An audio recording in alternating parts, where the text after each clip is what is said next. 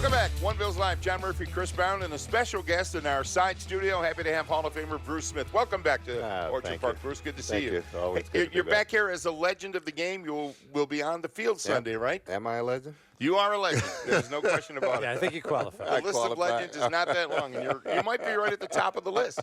Last time you were here was your number retirement ceremony 3 years ago. What a great night that was, huh? Oh, my goodness, man. What a special night. And I just can't stop thanking the Pagulas for what they set up and what they did, and just this incredible celebration that will always be imprinted in my mind.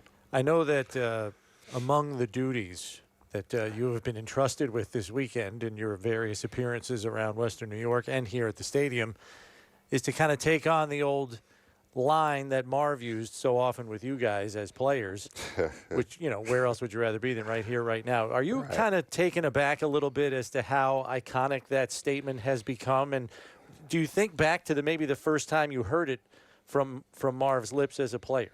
Well, first of all, Marv is iconic. Yeah. What an incredible man, what an incredible leader, what an incredible coach.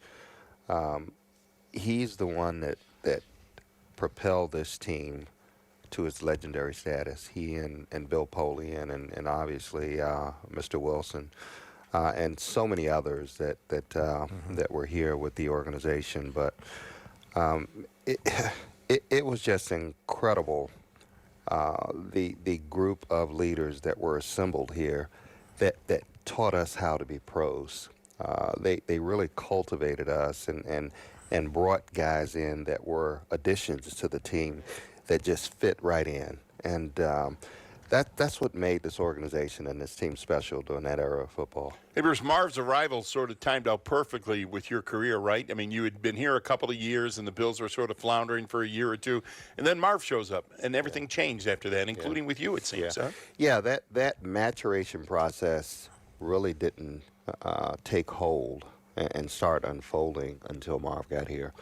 Again, he taught us how to be pros. I remember back in my earlier days, I would get a sack and dance over the quarterback and do a number of other silly things that as I reflect back on that, being an older, more mature man, I'm so thankful that Marv came into my life at the time that he did. Marv brought Rusty Jones in from the USFL, I think, at the time, and he had a big he was a big factor in your career, right? Rusty had a huge impact on my becoming this player that understood how to put all three pieces together, conditioning and workouts and nutrition, and staying hydrated, along with the God-given ability and the study habits of studying film and breaking down the opponent. So everybody played their role, from Ted Cottrell to teaching me how to use my hands, from Marv and teaching us how to be pros, and from Rusty teaching us the importance of the workouts and nutrition, and even Hank Buller. I can remember one of the first things that he taught us and told us when he came into a meeting room. He said, guys, you take care of your body, it'll take care of you. Looking at the Bills right now, we know they're 5-2, but they're coming off, a loss that maybe they didn't anticipate to the degree that they lost. 18-point loss to Philly. Yeah. And we had Thurman on the show yesterday, and he said when we would come off of bad losses, because they would happen from time to time, he said we forgot about it pretty quickly, and then that next game we made sure first three or four plays we come out and punch that team in the mouth, almost like this is kind of retribution for what we had to experience last week. What is the value that you found in your career when you guys would come out and have that early tone-setting type of play to let that new opponent in that new week, it's going to be a long day? Well, first of all, just to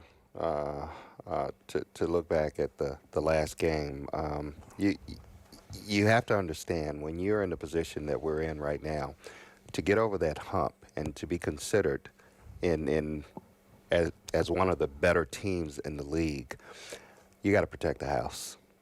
You can't let teams come in and beat you handily in your own house. It was unfortunate that that took place last week. I hope that we're able to learn from the mistakes that we made last week. But it just goes to show we got to get better. We got to get more consistent. We have to be able to assert ourselves from the opening whistle to the whistle that blows at the end of the game. And that's the only way we are going to get home field advantage. So you agree with Thurman, because it's an attitude thing, right? I mean, that home thing. Yeah, that has something to do with it. Yeah. Nobody should be able to come into your house and dictate to you what's going to happen or what's going to be the final outcome. I was disappointed, but it just goes to show that we got to get better. Yeah. Defensively, we're playing well, but having said that, we can't let a team come in and run for 200 yards. There's no excuse for that. Offensively, we got to get better. I think we're ranked 19th offensively, somewhere in that neighborhood, or maybe 20, the low 20 points. Yeah, that's not good. Gotta score more points. We are not going to go deep into the playoffs if those statistics remain the same. Bruce Smith, Pro Football Hall of Famer, with us today for a couple of minutes. He's going to be one of the legends of the game on Sunday when Washington comes to town. Now, the Bills don't play Washington often, Bruce, and the last time Washington played here, 2003. I was here. You were here in the other on the uniform. other team. Yeah. What do you remember? How weird was that for you? Man, it was so weird. I had never been talked about so badly. Did you walk into the wrong locker room coming down the tunnel? When I walked out on the field, I never thought I'd see a couple of fans turn on me, but wearing the wrong laundry. Yeah, it was all good. It was interesting seeing it from a different perspective, being the visiting team. Yeah. After they're playing here for 15 years in my beloved town of Buffalo and my beloved fans. But, this will be exciting to see come Sunday. The Washington Redskins are visiting the Buffalo Bills. That was a different franchise then, wasn't it, Washington, than it is now? Things have changed there, and obviously they're 1-7. Things aren't going well for them, but it just seems, in some respects, and I'm not counting this as a win yet Sunday, but they've almost seemed like they've lost their way down there. Yeah, there's a lot of work to be done in Washington, but on the brighter side, go Nats. Yeah. But yeah, there's a lot of work to be done. With the Redskins. I think they've got some talented players on that team. That defensive line is impressive. Yes. But they've got to get some compliments to go along with it. Offensively, they've got to become more consistent, and they've got to find that quarterback that's going to lead them into the future. And right now, and even the last couple of decades, it has just not been a good situation. Right. I wanted to get your perspective on this because, you're at a place, in terms of the history of the game where you have players now shooting for your numbers, like 200 sacks. Now, Von Miller is the latest guy that's come out, and he said your number is the number that he shoots for. Now, he has just over 100. Is he going to get to 200? I don't think so. Right. But how does it strike you when you hear players of today using you as their ultimate benchmark? As the bar. How does that strike you? That's quite a compliment, and I've spent some time with Vaughn a couple of months ago prior to the season starting, and what a talented young man. I mean, just an incredibly talented defensive player, and along with him, there's Khalil Mack. There's Aaron Donald, and I got to tell you, there's a name that you guys are going to be mentioning out of your mouth quite often here by the name of Myles Garrett. He's going to be a phenomenal player, but just for these guys to understand the significance of that record of 200 sacks, of 13 years of double-digit sacks, but equally as important. Nobody talks about the almost 1,200 No, 1,300 tackles. Yeah. 13. See, in the era of football that I played in, you had to stop the run before you got to the quarterback. It's a little more specialized now, Yeah. and they throw more now. Yeah, absolutely. So more opportunities. Yeah. So I think Pro Football Reference just came out with the stats about defensive linemen, and someone alerted me that I am the all-time tackler amongst defensive linemen in NFL history as well. Okay. Yeah. And then the other thing, to dovetail off of that question, when you were playing, who was your benchmark My person? benchmark? Was it Deacon, or who was your? Well, obviously, I can't say enough good things about Deacon and the Leroy Selmans and so many others that play the game, and obviously Deacon is the one that coined the term sack, quarterback sack. I would watch them all.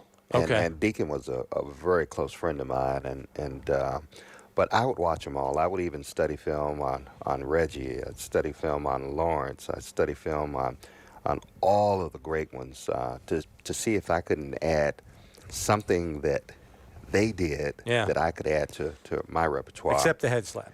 Yeah, It wasn't an except the option. Yeah. Hey, Bruce, as the legend this Sunday, you'll get out there and say those words, echo Marv's words, where would you rather be? Yeah. I wonder how often you think that to yourself, even now. I mean, it doesn't just apply to football, does it? I think about that all the time. No, it applies to life, and that's what I was talking about with about Marv.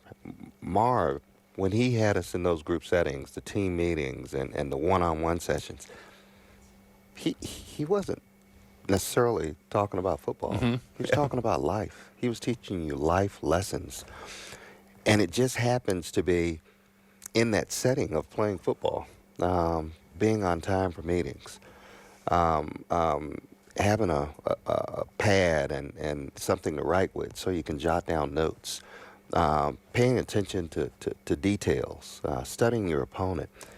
This just doesn't apply to football. It applies to meetings in the business world and corporate events and so forth and so on. So that's why we and I were so blessed to have Marv and Bill Poley in our lives. We're grateful that you're here this weekend, Bruce. Thank you very much for coming by. I We appreciate it. It's good to be here. Hall of Famer Bruce Smith joining us. Chris and I coming back with more One Bills Live on Buffalo Bills Radio.